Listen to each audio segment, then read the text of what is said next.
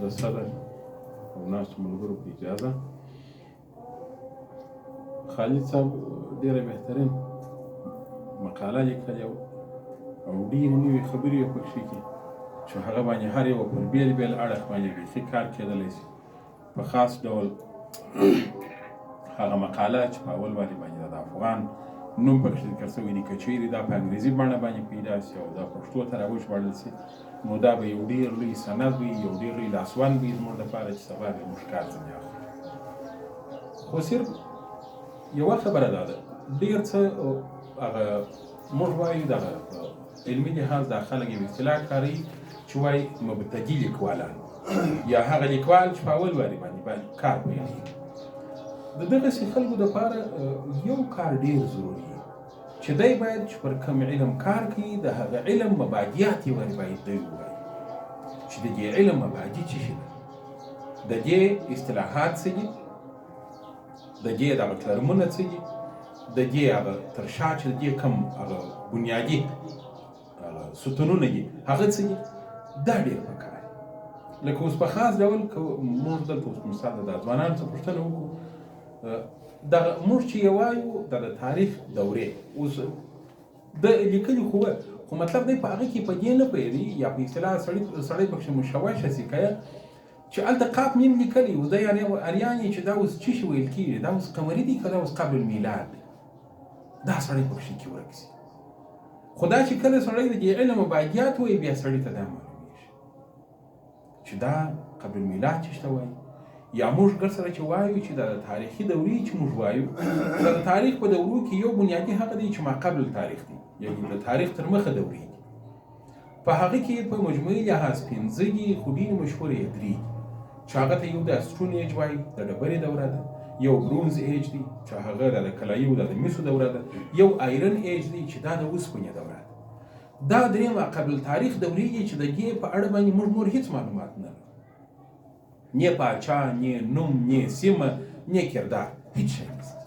یوازې د هغې دورې ځینې شیان چې موږ ته په لاس راځي د هغو څخه د دورو موږ اندازه لرو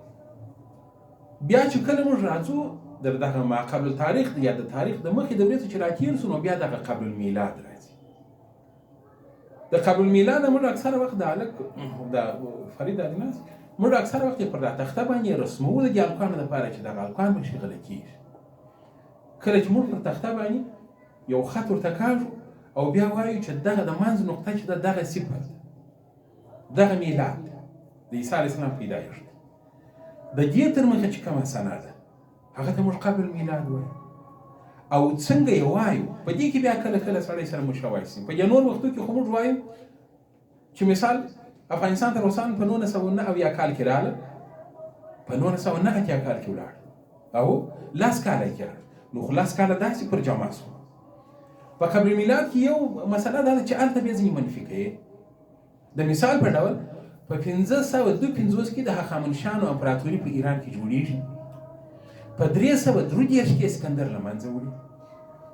اوس کې د اوس مهال کې خو نو وایه په کار خو دا ده چې په 333 کې جوړه شي په 1552 کې له منځه ولاړه شي خو چونکې دا قبل میلاد دی دا به شاته ځي نو په دې خاطر دا په 1552 کې جوړه سوې ده په 333 کې له منځه تللې د دې سره هلکان نه ولري دوی چې کله خپله وایي دوی پکښې وارخطا شي چې یاره دا به یې چپه لیکلي یو یې له دې خوا ووایي بیا یې له دې خوا ووایي پکښې ورک شي خو دا چې دا هغه مبادیات دي چې موږ باید له دې سره بلد شو دا ټرمونه موږ باید ووایو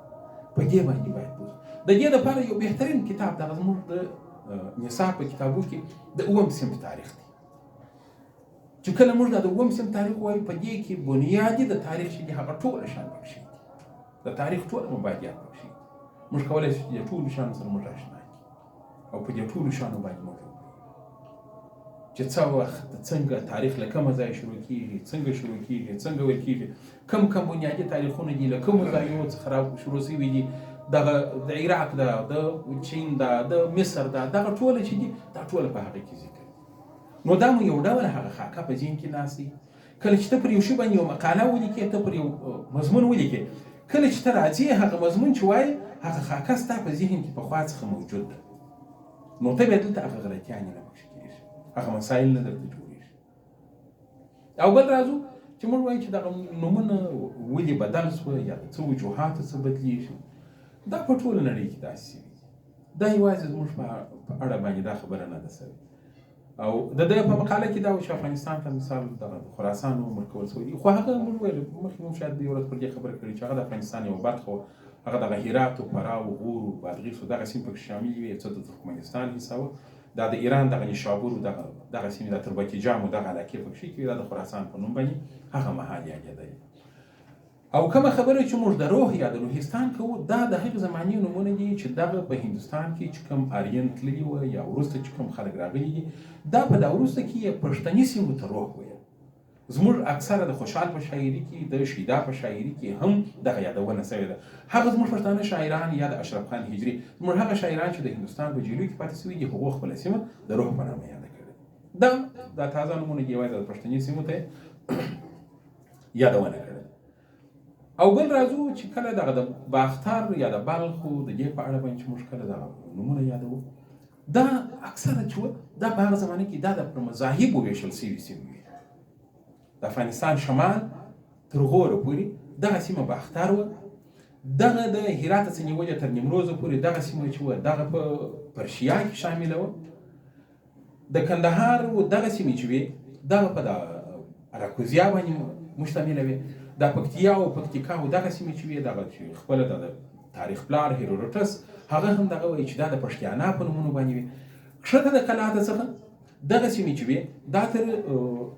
سمندره پورې دا په ګیدریشیا باندې مشهوره وې. په هغه زمانه کې په دغه ژبه کې دغه کیږدۍ ته چې وې په د بلوڅي کې اوس هم دې ته ګیدان وایي. نو دا د هغې زمانې څخه چې دغه خلک چې له سریې څخه راغلي وو پر دې سیمه باندې مهاجر پراته وو، دا د سمندر په غاړه باندې ټوله په کیږدیو کې اوسېدل. نو ځکه دغې سیمې ته پوره ګر سره ګیدروشیا ورته ویل. دغه د هرنایي سیمه چې وه دغه زورستان و د هغې زمانې نومونه، دغه د ژوبو دغه سیمې چې وې دا د والشتان یا د بالشتان په نومونه یادېدل. ځکه کوچني کوچني امپراتورۍ وې، جغرافیه نه و، اساسي قانون نه و، بل شی نه و، دا ټول شیان. ځینې شیان د سکستان پورې راځو چې کله د سکستان نوم راځي. سکستان یوازې دغه اوسنی سیستان دی چې ډېره برخه په ایران کې هم شته او داسې نیمروز پکښې کې دي ټوله چې اصل پخوانی نوم یې زرنګ دی، بیا چې عربان ورته زرنج نوم ایښی دی. داسې هلمند پکښې کې دي، د کندهار د میوند و دغه سیمه پکښې کې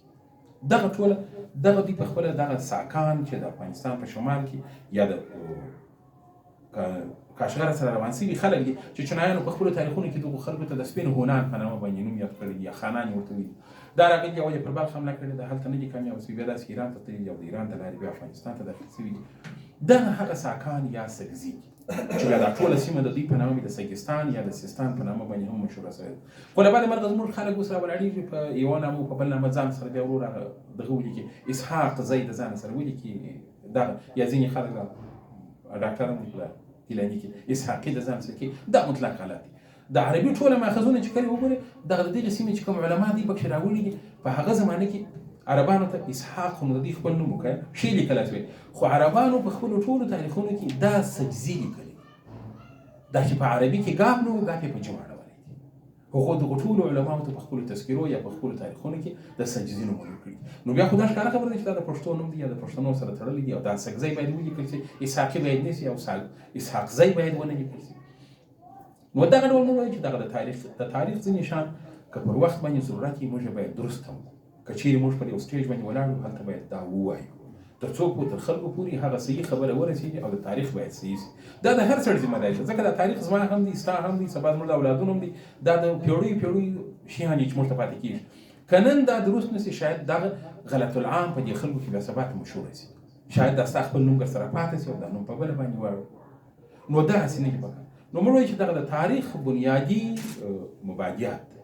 باید ولوستل شي، په هغو سر خلاص شي. بیا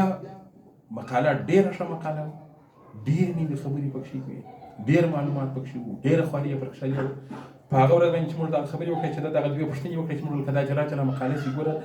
تېره جمعه هم پر دغه موضوع باندې وه، دا جمعه هم پر دغه موضوع وه. نو تر هغه اندازې چې زموږ امیدونه وه هغه باندې ورته یو اندازې پورې هغه خبرتیا راورسېدله، په هغه باندې خبر شولو، که په تاریخ په حواله وو، که د نومونو په حواله وو، که د افغان په حواله وو، که د دې نوم په حواله وو، هغه تر ډېره حده پورې موږ پر هغه باندې خبرتیا ترلاسه کړل. نو دغسې موږ وایو چې که چیرې یوه نوې خبره د چا په ذهن کې راپیدا کېږي د ملګرو سره یې شریکوي تر څو هغه باندې خبرې وکړو. که زموږ سره څه نه وي د نورو خلکو سره معلومات واخلو تر څو را روان وخت کې د ځان دپاره د ځان د خبرتیا دپاره هم او د نور د خبرتیا دپاره هم او سبا په یو مجلس کې د کښېنستلو پر وخت باندې که چیرې یو څوک دغسې یوه خبره کوي چې هغه د تاریخ په حواله باندې معلومات نه وي یا د تاریخ سره په ټکر کې راځي موږ هغه باید تصحیح کړو. نو زموږ سره خو معلومات وي نو هغه حواله وي. ځکه زه همیشه په دغه کې هم وایم په داسې پوه کې هم د شاګردانو ته چې یو چا یو ډېره ښه خبره لیکلې وه هغه ویلی چې پر هغه قومونو باندې تاریخ دوباره تکرارېږي کوم قومونه چې تاریخ نه وایي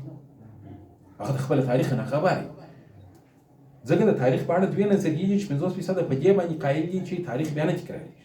یعنې دا وخت یې روان دی دا بیا نه راګرځي. 50% خلک چې هغه وایي چې دا دوباره تاریخ بیا تکرارېږي. نو دوی د دې دپاره چې یو چا ډېره ښه خبره کړې دغه دا ده چې کوم قومونه چې تاریخ نه وایي پر هغو تاریخ بیا تکرارېږي. ځکه هغه د خپله تاریخ هم نه خبر وي د خپل ماضي څه نه خبر وي نو خلک چې هر څه ورسره کوي هغه پر دوی باندې چلیږي. او که چیرې داسې که چا د خپل ځان په اړه باندې د خپل قوم په اړه باندې د خپلې خطې په اړه باندې تاریخ ویلی هغه د دښمن د دې ټولو چالونو سره پوهېږي چې تېر وارې چې کم چم کړی دا بیا دغسې چال دی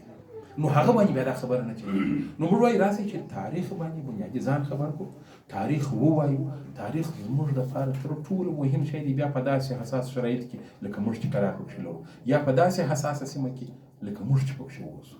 باید دا کار وشي. د پاتې شو د داګونې مقالې په حواله باندې هغه نو زما خبرې هم ډېرې شوې هغه 100 ساعته پرېږدم تر څو هغه په دې باندې خبره وکړي. مننه.